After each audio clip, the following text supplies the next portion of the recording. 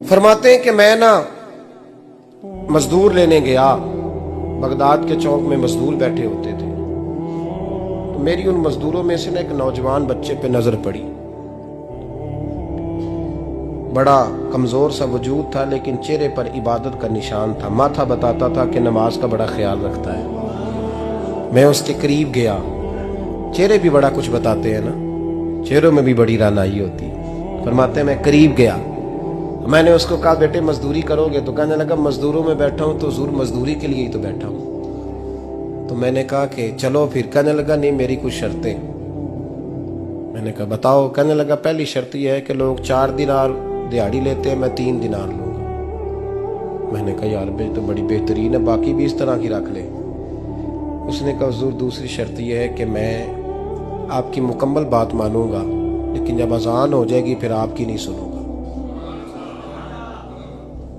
तीसरी बात उसने ये की कि हुजूर मैं आपके घर में काम करूंगा, पर आपके किसी सवाल का जवाब नहीं दूंगा। कहते मैंने कहा यार तू बड़ा अजीब है, शर्तें तो मालिकों की होती हैं। कहने लगा जी बहरहाल मैं शर्तें लगा के जाता हूँ। फरमाते मैं उसे घर ले आया। काम मैंने उसको बताया, तो जो काम मजदूर सारे दिन में करता है ना, उसने 2 घंटे में ही कर दिया। हमारे मजदूर सिगरेट पीने में भी तो आधा घंटा लगाते हैं, वो चाय पीने जाएं तो पौना घंटा वहां। उनको भी तो दयानतदारी करनी चाहिए कि नहीं करनी चाहिए? ने मुआहदा किया है ना जी, तो पूरा उतरना चाहिए ना। कहते 2 घंटे में। अब काम जब बंदा शुरू कराता है तो काम और निकल आता है। कहते काम मैंने उसको और बता दिया, वो करने लगा। उसने मिट्टी निकाल के रखी थी बाहर रास्ते में, तो अजान हो गई जोर की। उसने वहीं कुदाल छोड़ी कही और चलने लगा। तो मेरा बेटा कहने लगा इसको जरा बराबर कर दो। कहने लगे चुप कर जा, तेरे बाप से बात हुई थी, जब अजान होती है तो मैं किसी और की नहीं सुनता, सिर्फ अल्लाह रसूल की सुनता हूँ। कहते मस्जिद चला गया, नमाज पढ़ के आया तो दोपहर का वक्त था। मेरी बीबी कहने लगी इसको को खाना खा ले। कहते हमने कहा खाना खा लो, तो कहने लगा मैंने रोजा रखा हुआ, रमजान भी नहीं था, नफली रोजा रखा हुआ। फरमाते हैं शाम हुई, मैंने 3 दिनार दिए। तो मैंने कहा तेरा नाम क्या है? कहने लगा मैंने आपसे कहा था मैं किसी सवाल का जवाब नहीं दूंगा। तो वो चला गया। अगले दिन मैं फिर लेने गया उसे, काम कुछ और निकल आए। तो लोगों ने बताया वो सिर्फ हफ्ते वाले दिन आता है। मैंने कहा क्यों? कहने लगे जी वो कहता है मेरा हफ्ते का खर्चा 3 दिनार है, जब 3 दिनार कमा लेता हूं तो बाकी सारा टाइम अल्लाह रसूल की जिक्र में गुजार दिया करता हूं। फरमाते हैं जी अगले हफ्ते मैं फिर लेने गया। मैंने पूरा हफ्ता इंतजार किया कि काम उसी से कराना है। मैं जब गया तो मैंने कहा चलो। कहने लगा मेरी शर्तें याद है ना? और मैंने कहा याद है भाई साथ चल। फरमाते हैं काम कराया। 2-3 हफ्ते वो आता रहा।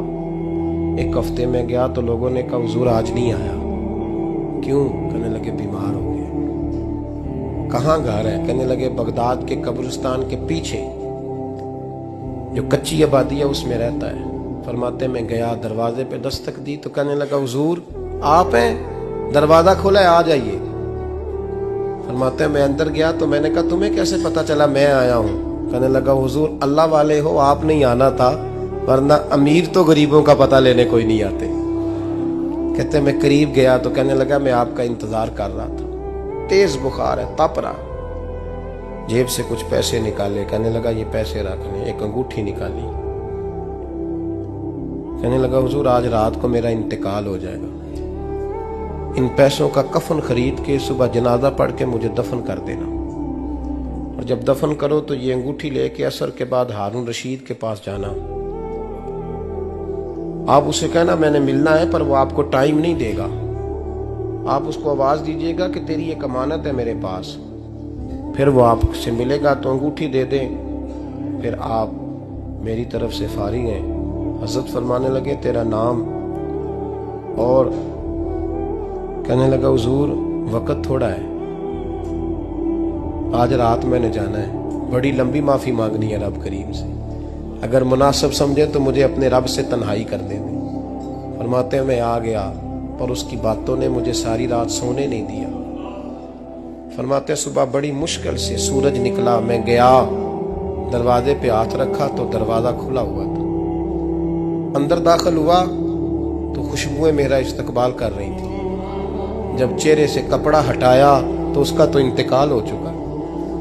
इंतकाल हो चुका है, ऐसे है जैसे किसी का दीदार करके सोया। कहते मैं तो 2 आदमी ले गया था जनाजे पे, पर पता नहीं दुनिया किधर किधर से आई, कहां से। अखां जदों मीटियां जमाना मैनू रोवेगा, अपना ते अपना बेगाना मैनू रोवेगा। फरमाते हैं मैं तो 2 बंदे ले गया था, पर पता नहीं मखलूक कहां से आई। जनाजा पड़ा, दफन किया। हारून रशीद के पास में असर के बाद गया, मैंने बुलाना चाहा पर बादशाह था, मेरी तरफ देखा ही नहीं। मैंने उसको कहा तेरी एक अमानत मेरे पास है। फरमाते हैं वो मुझे कोने पे ले गया, क्या बात है, कमरे में बुलाया, मैंने अंगूठी दी। हारून रशीद तो चीखे मारने लगा, कहने लगा अंगूठी वाला कहाँ है? मैंने कहा वो तो इंतकाल कर गया। कहने लगा मुझे कब्र पे ले चल। कहते मैं कब्र पे लाया तो वो लेट गया, तड़प के रोने लगा। मैंने कहा मेरा कलेजा फट जाएगा, ना उसने कुछ बताया ना तूने बताया, ये कौन था? तो हारून रशीद कहने लगा ये मेरा बेटा था।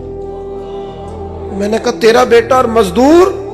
कहने लगा हुजूर ये हजरत दाऊद ताई के पास बैठा करता था, उनका मुरीद था, मुझे रोज कहता था अब्बा तूने बड़ी दुनिया इकट्ठी कर ली है, मरते वक्त तुझसे टांगे समेटी नहीं जाएंगी, इतना हिसाब नहीं तू दे सकेगा। मैं इसको समझा देता, इसकी अम्मा समझा देती। ये रोज हमें कहता छोड़ दो, आ जाओ अल्लाह रसूल की बारगाह में झुक जाएं। हम समझ। एक दिन ये चला गया, कहने लगा फिर तुम्हारा रास्ता और है और मेरा रास्ता और है। ये सोने की अंगूठी गलती से इसके पास रह गई, गलती से हीरे की अंगूठी चली गई। कहने लगा देखो मेरे बेटे ने आज वो भी वापस कर दी है। फिर तड़प के कहने लगा हारून रशीद था तो ये मेरा बेटा, पर मेरा मुर्शद निकला, मेरा पीर निकला। भाई जिंदगी तो बड़ी थोड़ी है ना। बाबा साहब ने कहा था उठ फरीदा सुत्या, और दाढ़ी आ गया ही पूर, अग्गा नेड़े आ गया, पिछा रह गया ही दूर। उठ फरीदा सुत्या खलकत वेखन जा, मते कोई मिल जाई बख्शिया ते तू ही बख्शिया जा। उठ फरीदा सुत्या झाड़ू दे मसीत, तू सुते रब जागदा, तेरी डाडे नाल परीत। मेरा रब हमें भी अपनी बारगाह में कबूल